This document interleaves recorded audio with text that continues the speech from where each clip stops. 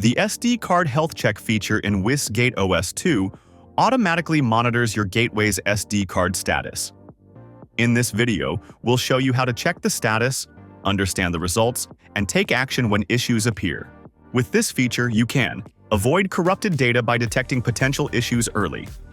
Skip manual checks. Monitoring is fully automatic. Quickly resolve problems with simple troubleshooting. Access the SD card status. Log into your gateway's web UI, then go to Dashboard, then Overview, then SD card.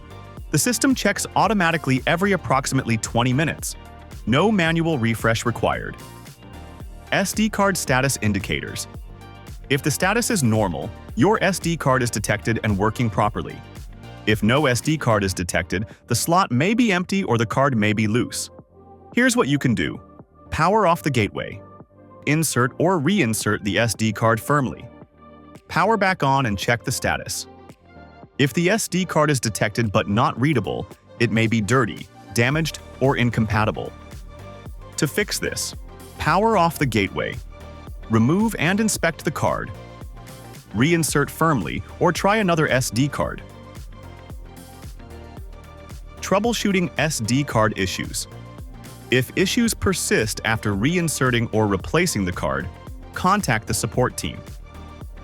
In this tutorial, you learned how to access the SD card health check page, recognize normal, not detected, and abnormal status, fix issues by reinserting, cleaning, or replacing the SD card.